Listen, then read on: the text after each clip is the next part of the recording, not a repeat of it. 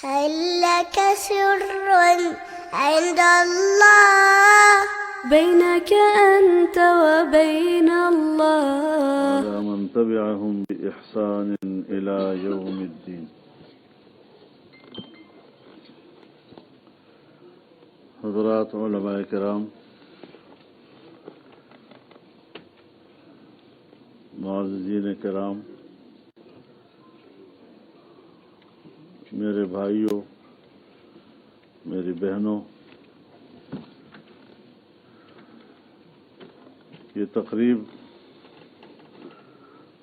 بڑی مبارک تقریب ہے جس میں ہم ایک ایسی کتاب کی رونمائی کر رہے ہیں کہ جو کتاب ہماری ایک بہن کی داستان پر مشتمل ہے کہ کیسے اس نے قادیانیت سے اسلام کی طرف سفر کیا اور خانوادہ کفر سے دائرہ اسلام میں آئی، شرف اسلام حاصل کرنے پر ہم سب دل کی گہرائیوں سے ان کو مبارکباد پیش کرتے ہیں، ان کی استقامت کو سلام پیش کرتے ہیں اور دعا کرتے ہیں کہ ساری انسانیت کو اللہ رب العزت ہدایت کی طرف لائے، دین اسلام کی طرف لائے، کیونکہ یہی حق راستہ ہے، یہی سچ راستہ ہے، یہی آخری راستہ ہے اور اس کے بعد کوئی دوسرا راستہ نہیں ہے۔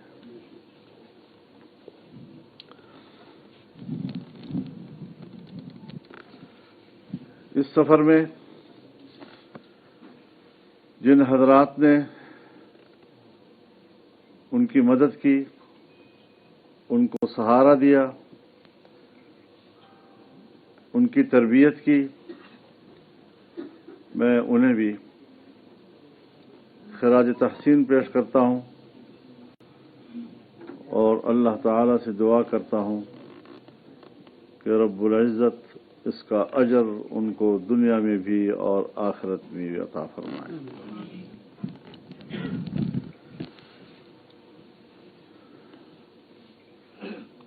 پوری دنیا میں اور بالخصوص بر صغیر میں قادیانیت برطانیہ کا خود کاشتہ پودا ہے جس کا اعتراف اپنی کتابوں میں مرزا غلام احمد قادیانی نے خود کیا ہے۔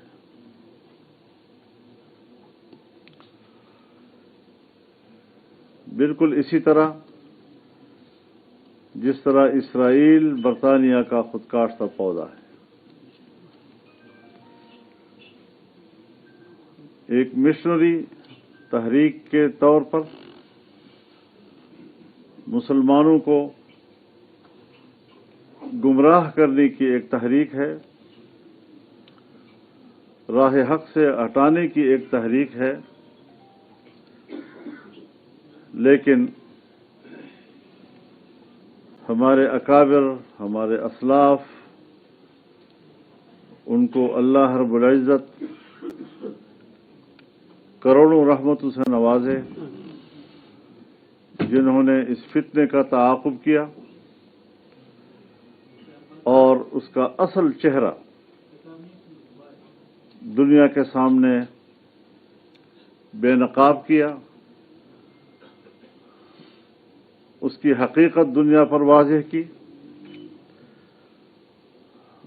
انہیں غیر مسلم قرار دیا اور بر صغیر کے تمام مکاتب فکر کے علماء نے اس بات پر اجماع کیا کہ مرزا غلام احمد ہو یا اس کے پیروکار وہ جس نبوت کا دعویٰ کرنے والے ہیں، وہ جس نبوت کی پیروی کرنے والے ہیں، وہ دائرہ اسلام میں نہیں رہ سکتے، نہ مسلمانوں کے قبیلے میں ان کا کوئی حق رہتا ہے۔ لیکن حد یہ ہے کہ آج دنیا میں جہاں بھی ہم جائیں، سوال یہ پیدا ہوتا ہے کہ بلکہ کیا جاتا ہے کہ آپ قادیانیوں کو غیر مسلم کیوں کہہ رہے ہیں؟ ان سے کوئی نہیں پوچھتا کہ تم پوری امت مسلمہ کو غیر مسلم کیوں کہتے ہو، تم پوری امت مسلمہ کو کافر کیوں کہتے ہو۔ سن 1974 میں جب یہاں اسمبلی میں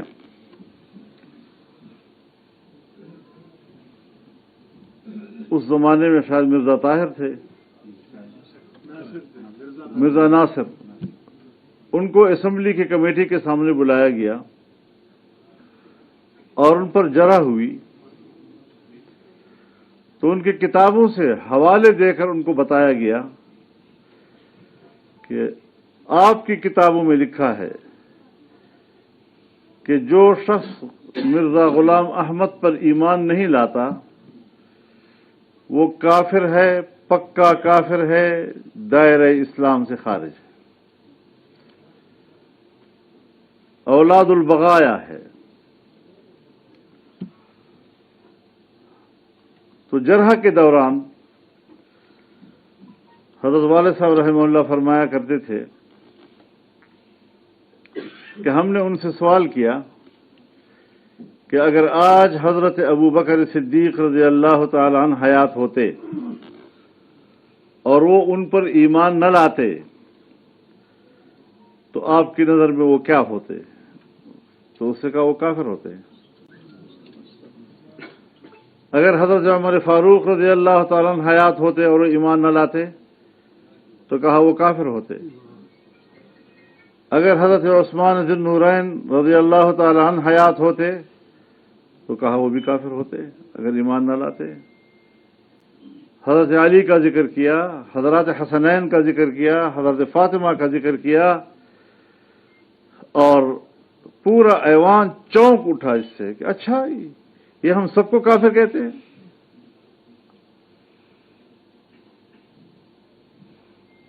تو یہ ایک بہت بڑا سوال ہے، بہت بڑی جرت ہے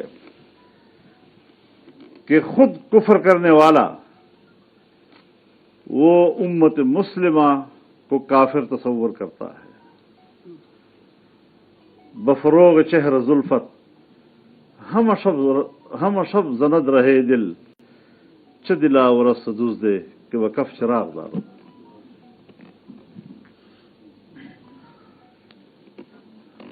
تو اس تمام صورتحال میں ہماری بہن خنسا محمد امین، جنہوں نے اسلام لانے کی پوری داستان لکھی ہے اور پورا سفرنامہ انہوں نے ذکر کیا، اس راستے میں مشکلات کا ذکر کیا، اور تب جا کر وہ ایک مقدس منزل پر پہنچی۔ اس راہ میں جنہوں نے بھی ان کا تعاون کیا ہے ہم ان کے بھی شکر گزار ہیں اور ان کو خراج تحسین پیش کرتے ہیں، لیکن یقیناً اسلام کا راستہ یہ قرآن کریم کے الفاظ میں ایک گھاٹی ہے، مشکل گزرگاہ ہے۔ فلقتحم العقبہ وما ادراک ما العقبہ، اور اللہ رب العزت نے اسی حوالے سے فرمایا لقد خلقنا الانسان فی کبد، ہم نے انسان کو مشقت میں پیدا کیا ہے۔ اور جب وہ شریعت کی راہ میں اور اس گھاٹی میں قدم رکھتا ہے تو جانتے ہو یہ کیا گھاٹی ہے؟ اس میں انسانیت کی آزادی کا پیغام ہے، فک و رقبہ، اس میں انسانی معاشرے کی معاشی خوشحالی کا ذکر ہے، اور اطعام فی یوم ذی مسغبہ، اس میں مفلوق الحال طبقوں کا ذکر ہے جس کو سہارا دینا امت مسلمہ کی ذمہ داری قرار دی گئی، یتیما ذا مقربہ اور مسکینا ذا مطربہ۔ تو اس پیغام کو ہمیں سمجھنا چاہیے کہ یہ حق راستہ ہے لیکن مشکل راستہ بھی ہے۔ اسلام قبول کریں،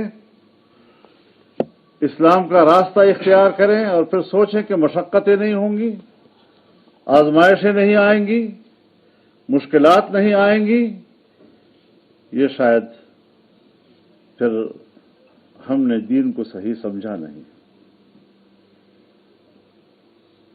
والعصر ان الانسان لفی خسر، ویسے تو انسان اور ہر انسان خسارے میں ہے، لیکن اگر انسان کامیابی کا متلاشی ہے تو 4 باتیں ہیں جو اس کو اپنانی ہوں گی۔ ایک ایمان، الا الذین آمنوا، اور دوسرا پاک اور ستھرا کردار، وعملوا الصالحات، عقیدہ و کردار کی یکسانیت ہونی چاہیے۔ عقیدہ کچھ ہے اور کردار کچھ ہے، یہ آپ کو خسارے سے نہیں نکال سکتی۔ وتواصوا بالحق، حق کو پھیلانا، اور ہمارے اکابر علماء نے اس حق کی جو تعبیر کی ہے، علماء کرام جانتے ہیں، میری رہنمائی فرمائیں گے کہ جو چیز مطلقاً ذکر ہو، علی الاطلاق ذکر ہو، تو خارج میں اس کا فرد کامل مراد ہوتا ہے۔ اب حق کا ذکر یہاں مطلقاً ہوا ہے، اور حق ضد ہے باطل کا۔ حق کے لغوی معنی کسی چیز کے ہونے اور رہ جانے کا نام ہے، اور باطل لغت میں کسی چیز کے مٹ جانے کا نام ہے۔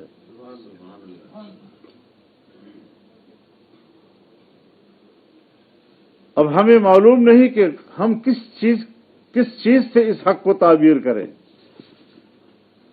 تو تعرف الاشیاء باضدادها، حق کا ضد باطل ہے، اور باطل کا فرد کامل جو ہم مشاہدہ کرتے ہیں وہ ایک ظالمانہ حکمران ہوتا ہے۔ تو حق سے بھی مراد ظالم حکمران کے مقابلے میں حق کی آواز بلند کرنا ہے۔ طاقتور باطل کے مقابلے میں ہم نے حق کی بات کرنی ہے، اور دلیل کیا ہے؟ وتواصوا بالصبر۔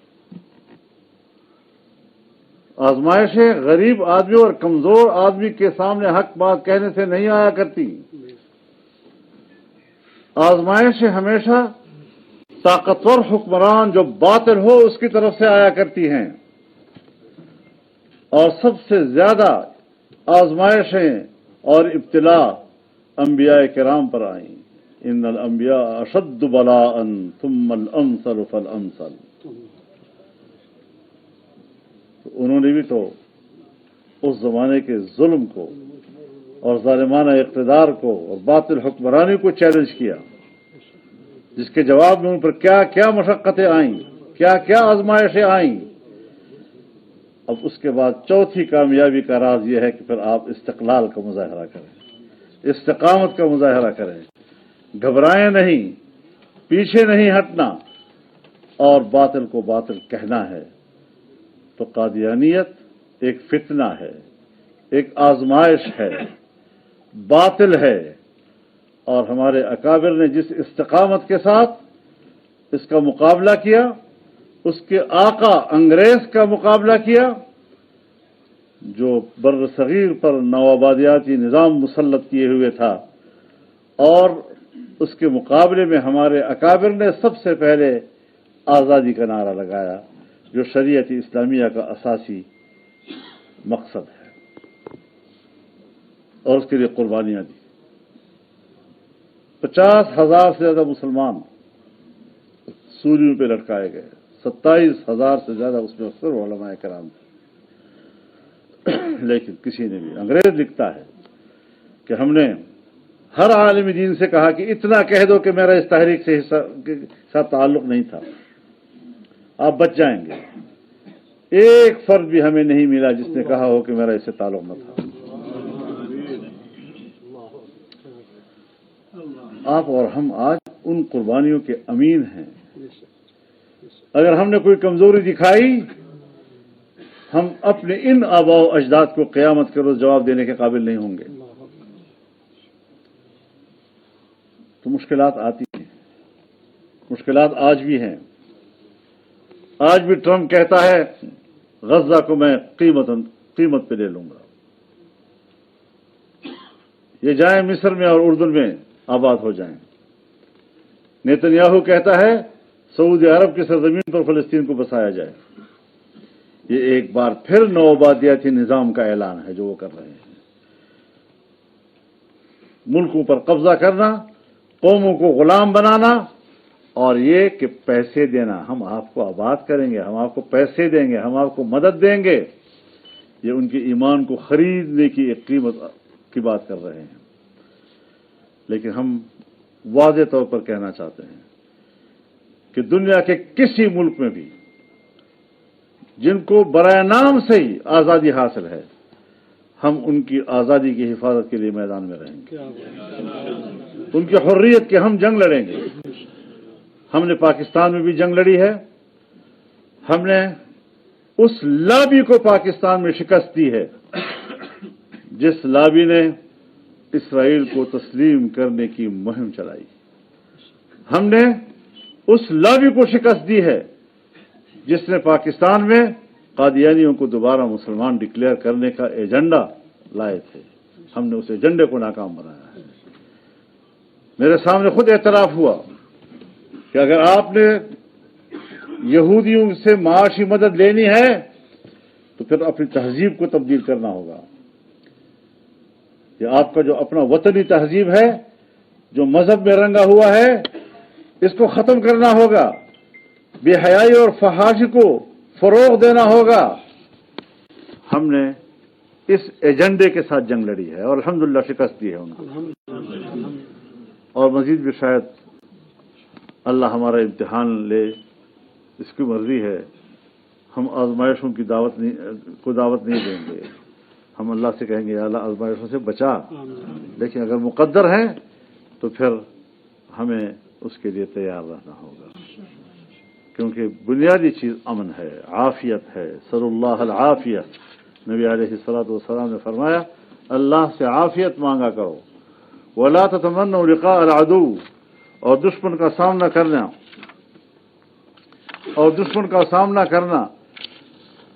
اس کی تمنا نہ کیا کرو۔ وَإِذَا لَقِيتُمْ فَاثْبُتُوا، اور اگر آمنا سامنا مقدر ہو تو پھر ڈٹ جایا کرو۔ ان الجنت تحت ظلال السیوف، پھر تلواروں کے سائے کے نیچے جنت ہے۔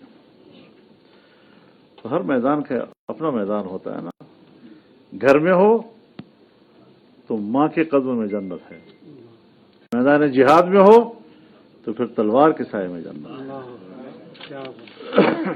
تو الحمدللہ مولانا حیدری صاحب نے ذکر کیا اس کا، ابھی بھی یہ فتنہ موجود ہے۔ ابھی حال ہی میں جو سپریم کورٹ میں ہمیں ایک آزمائش سے گزرنا پڑا، وہ بھی تو انہی سے متاثر ہو کر اس طرح کا فیصلہ دے گئے، لیکن اللہ نے کرم کیا، وہ سوچ شکست کھا گئی اور عدالت کی کرسی پر بیٹھ کر چیف جسٹس نے کہا کہ ہم بھی انسان ہیں، ہم سے بھی غلطی ہو سکتی ہے، اور اپنا فیصلہ واپس لینے پر مجبور ہو گئے۔ اور آئندہ بھی انشاءاللہ اگر ہمارا عزم مضبوط ہے تو کسی کا باپ بھی ہم پر غلامی مسلط نہیں کر سکتا، اور جو لوگ اس ایجنڈے کو چھپانے کی کوشش کرتے ہیں اللہ تعالی ان کو بے نقاب کرے گا اور ہمیں ان کے مقابلے کرنے کی توفیق عطا کرے گا۔ اللہ ہمارا حافظ و ناصر ہو۔ ایک بار پھر خنسا بی بی کو مبارکباد پیش کرتا ہوں اور ان کے لیے استقامت کی دعا کرتا ہوں۔ وآخر دعوانا ان الحمدللہ۔ جی دعا تو ہونے گئی، دعا ہی تھی آخری، یہ ایک رسم ہے، دعا کر لو، حالانکہ ہر مقرر اپنا آخری الفاظ دعاؤں سے ختم کرتا ہے۔ الحمد لله رب العالمين والصلاة والسلام على خير خلقه محمد وعلى آله وصحبه أجمعين. اللهم اهدنا سبل السلام، اللهم اهدنا سبل السلام، اللهم اهدنا سبل السلام، اللهم وفقنا لما تحب وترضى وأحسن عاقبتنا في الأمور كلها وأجرنا من خزي الدنيا وعذاب الآخرة. رب اغفر وارحم وأنت خير